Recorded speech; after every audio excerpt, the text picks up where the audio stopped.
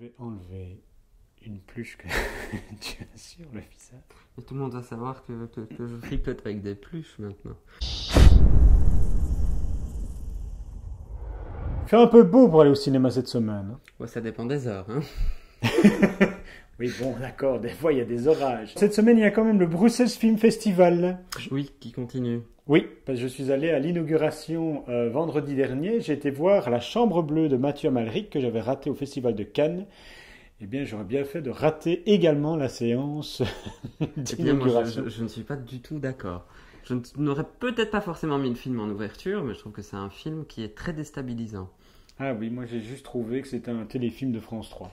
Ah, ben écoute, si tous les téléfilms de France 3 pouvaient être comme ça, je pense que je reprends une télévision et que je ne fais plus que suivre France 3. Qu'est-ce qui t'a plu? Il y a une structure narrative particulière, il y a un jeu sur la mise en scène, sur les artifices. On dépoussière quand même un roman de Simenon. On l'actualise quelque part. Tu trouves qu'on dépoussière, qu'on actualise? Moi j'avais l'impression de voir un vieux Simenon, quoi. Bah, il transpose. Je veux dire, Simenon, on n'avait pas de villa. Nicolas, cette semaine, j'ai vu sur ton site internet ungrandmoment.be que tu parlais du film Oculus qui est sorti la semaine dernière et je m'étonnais que nous n'en ayons pas parlé parce que tu étais hyper positif sur ce film. C'est un film assez bien foutu.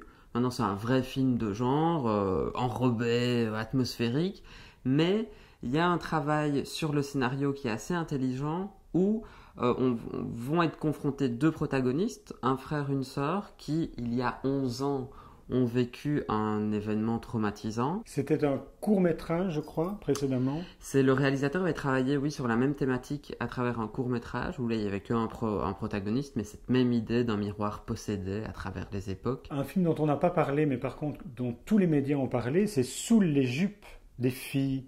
Est-ce que tu as vu ce film? Non, mais je n'ai aucune envie de le voir. Je dois c'est bien vrai? l'avouer. Oui. Autant j'avais vu toute la recherche crowdfunding de la réalisatrice, oui. Mais avec une présentation très neuneu malgré tout des questions féminines. Moi, ce que j'ai lu dessus, je veux dire, est plutôt anti-féministe et de dire qu'elle est passée complètement à côté de son film, qu'elle aurait pu avoir un sujet fort avec vraiment des actrices très intéressantes et très pertinentes, mais qu'au final, ça vole très très bas et que c'est d'autant plus dommage. Bon, bah, si vous l'avez vu, n'hésitez pas à nous envoyer un petit tweet sur Un Grand Moment ou sur Mister Emma pour donner votre avis, ça me ferait plaisir. Bon, bah alors qu'est-ce qu'on va aller voir cette semaine qui est sortie? On pourra aller voir La Voix de l'ennemi. Ou pas. Ah oui, ou pas. C'est un film avec Forest Whitaker et Harvey Keitel. Il y a une très très belle photographie, il y a une belle facture. C'est un film extrêmement classique, ça manque quand même fortement de finesse. C'est pas abouti, on reste constamment dans quelque chose d'extrêmement superficiel. On a un protagoniste qui sort de prison, on a son agent de probation. Elle découvre un petit peu à travers lui quels sont les enjeux qui peuvent être liés entre l'ancien responsable de la police, qui est donc joué par Harvey Keitel, qui en veut extrêmement à cet ancien coupable, puisqu'il avait assassiné un policier. Son adjoint. Attention. Je propose que l'on parle d'amour avec la ritournelle. Oui. Ou pas? Ah oui. Pas de ou pas. Ah, pas de ou pas? Pas du tout. Ah. Ici, on a un grand réalisateur qui fait des petits films. Mais qui réussit parfaitement ses petits films. Marc Fitoussi. Oui. Donc il avait fait Copacabana avec Isabelle Huppert, qui avait fait également Pauline Détective. Ah oui. C'est un réalisateur qui est vraiment intelligent, qui écrit très très bien ses scénarios et qui donc compose des films très légers mais avec un vrai fond.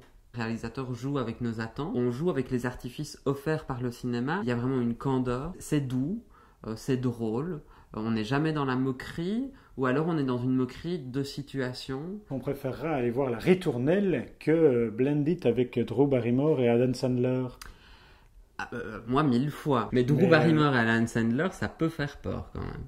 Ah, moi, je pense que ça dépend de l'âge. Je pense que ceux qui vont aller voir Adam Sandler ont peur de Jean-Pierre Daroussin. Et que ceux qui aiment beaucoup Isabelle Huppert doivent avoir peur de Drew Barrymore. Mais elle a quel âge, Drew Barrymore? Pas plus.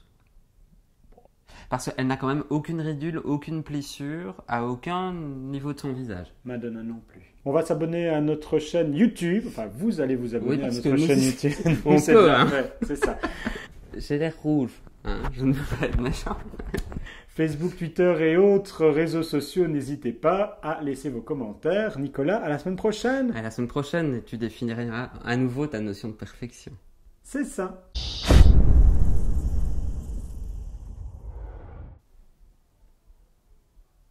Tu as un double menton? Non, j'ai une barbe.